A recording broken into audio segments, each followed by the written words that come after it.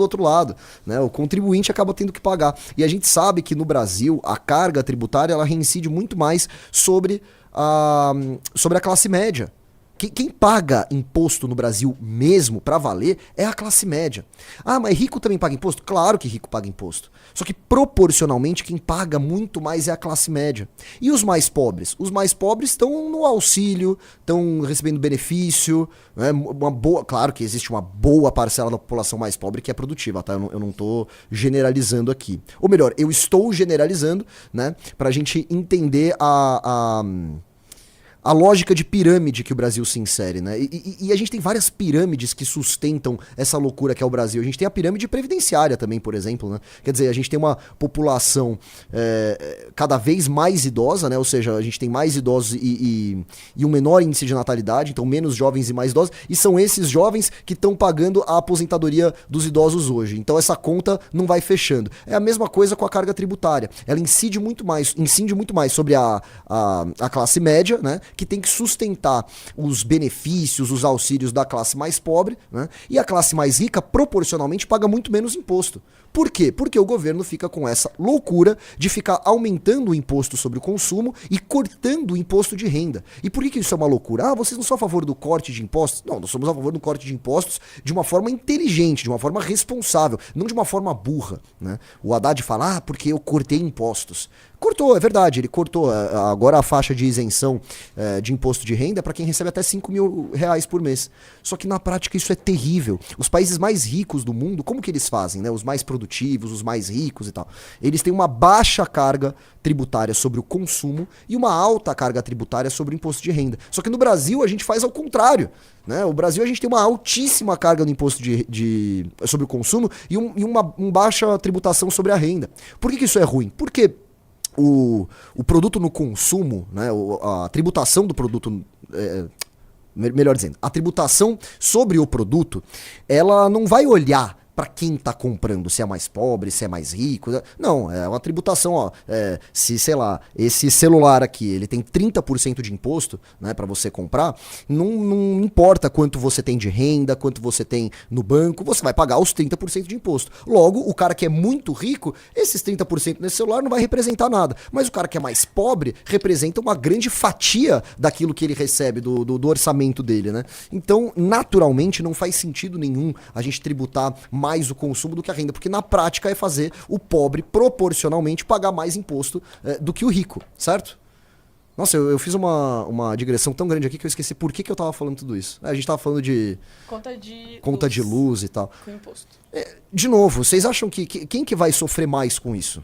Proporcionalmente, com o aumento da conta de luz? É o mais pobre, o rico não vai sentir isso. Mas a gente tem esse governo que diz que... inclusive o Haddad agora, ele vai abraçar, já mostrou isso, né? Ele vai abraçar o apelido de Taxade para dizer o seguinte, eu sou o Taxade mesmo, porque eu corto impostos dos pobres e taxo os super ricos. Mentira. Inclusive, se puderem fechar a porta aí, que você tá distraindo aí, fazendo barulho. Isso é a mais pura mentira, né? Agora o governo está até estudando diminuir de novo, voltar com a isenção de importação até $50, ou seja, acabar de vez com a taxa das brusinhas, né? Se ele quer acabar com isso é porque percebeu que foi um dano gigantesco para a popularidade do Lula e do Fernando Haddad, que pode ser o próximo candidato à presidência da República. Se não for, vai ser candidato ao governo do estado de São Paulo. De qualquer forma, eles precisam resgatar ou conquistar um pouco dessa popularidade. Mas vejam que coisa ridícula, né? Quer dizer, no começo do seu governo você vai e aumenta o imposto. E aí no ano eleitoral você vai e corta o imposto. Por quê? Porque na eleição, na campanha, você pode dizer, olha, eu cortei esse imposto aqui. Sim, esse imposto que você mesmo criou. E o pior é que vai ter gente que vai cair. Vai ter gente que vai falar, nossa, o Lula é um pai. Olha, ele cortou a taxa das brusinhas. A taxa que o próprio governo dele colocou lá, né? E o pior é que, tipo assim, eles usam isso muito como desculpa, né? Na época que surgiu o imposto sobre as blusinhas, né? A Janja se pronunciou dizendo, o imposto não é pro consumidor, é pras empresas. Mas quem vai pagar é o consumidor, meu Claro, Deus. Porque vai subir o preço. Exatamente. Você acha mesmo que o dono da empresa vai tirar? Não, eu vou tirar do meu bolso, pagar um imposto para as pessoas que consumem os meus produtos pagarem mais barato. Óbvio que não. Tanto é que foi o efeito que a gente viu. As pessoas pararam de importar as brusinhas da Shein, né? Pararam de importar as bugigangas da China, porque ficou muito claro. muito caro. O cara falou Clayface ali do filme do cara de barro, aí eu falei, claro. Enfim. É isso.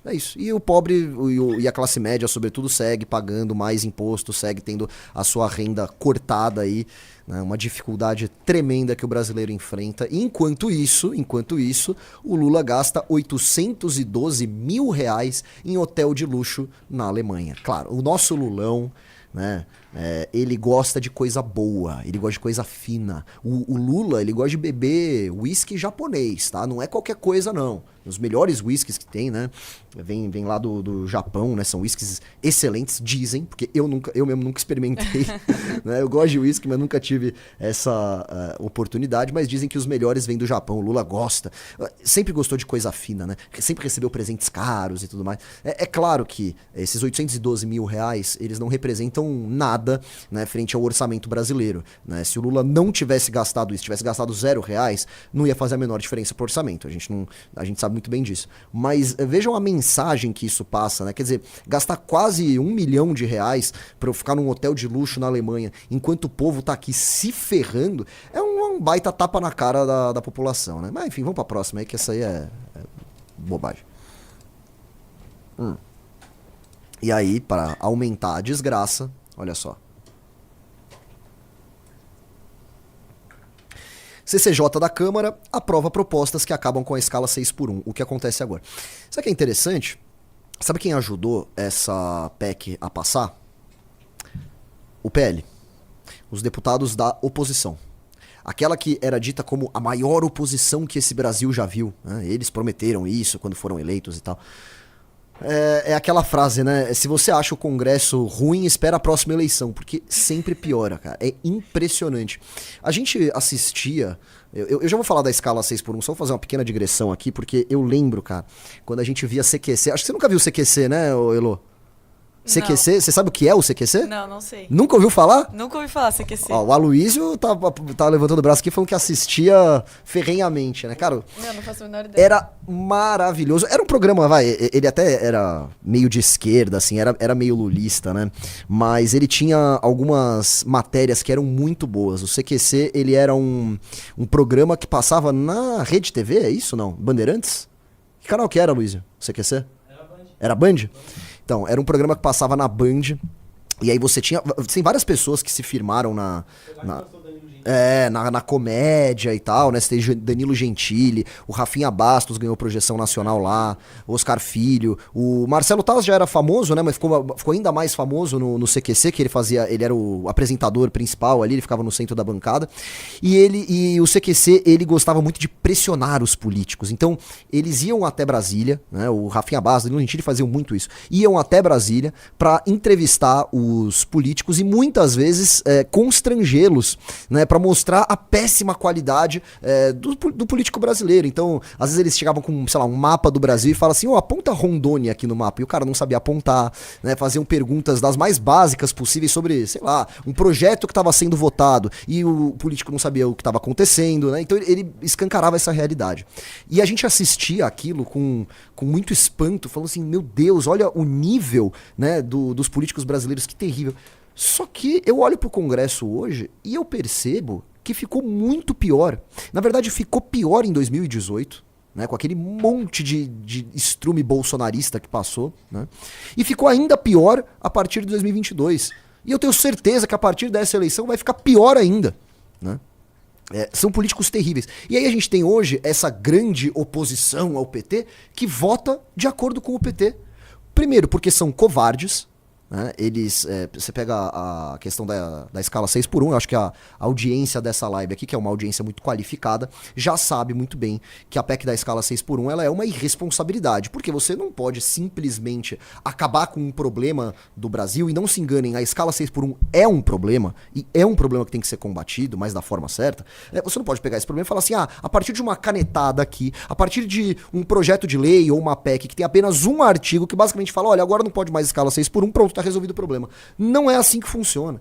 Isso, inclusive, é uma discussão importada lá da Europa, só que de países que são muito mais desenvolvidos que o Brasil. Países que primeiro fizeram o dever de casa, passaram pela industrialização, né, se enriqueceram, países extremamente produtivos, aí sim eles chegaram num estágio economicamente avançado e falaram assim, agora vamos discutir sobre o fim dessa escala 6x1, porque realmente é um negócio muito prejudicial para o trabalhador. Beleza, vamos.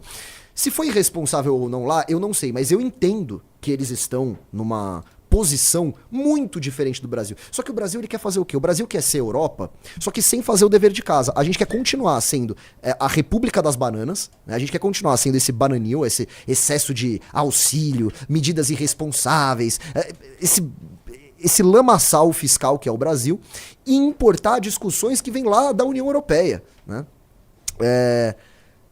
E eu repito aqui, o drama da escala 6x1, ele tem que ser levado a sério. A gente não pode simplesmente tratar como o cara tá querendo que seja aprovada essa lei porque é vagabundo, porque não quer trabalhar. Não é bem assim.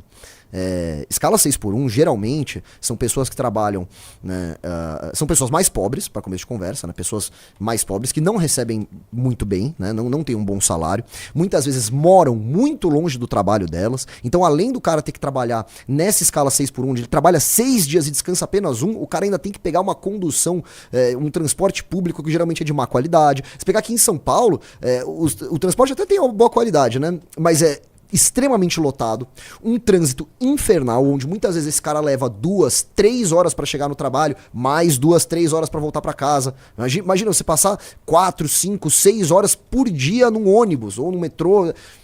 É um drama, de fato. E além de tudo isso, você tem apenas um dia pra descansar. É um drama. Então a questão não é se a escala 6x1 tem que acabar. A questão é como nós vamos levantar essa discussão, como nós vamos fazer a escala 6x1 acabar, né?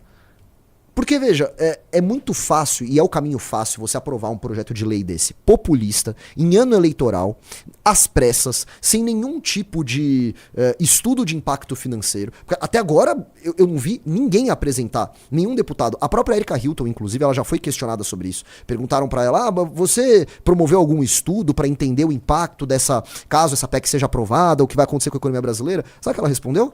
Não. Ela falou, quer dizer, na verdade ela falou, não. Né? Ela falou que não fez. Só o fato de não ter nenhum tipo de estudo de impacto e o fato dessa PEC estar sendo aprovada em ano eleitoral às pressas denota que não há nenhum tipo de preocupação verdadeira com o trabalhador brasileiro e tal. Não, pelo contrário, é só uma pauta eleitoreira, que caso seja aprovada, vai empurrar mais gente pra... Não é possível que eu já ganhei a corrida e você ainda não se inscreve, deixou o like e comentou. Que lerdão!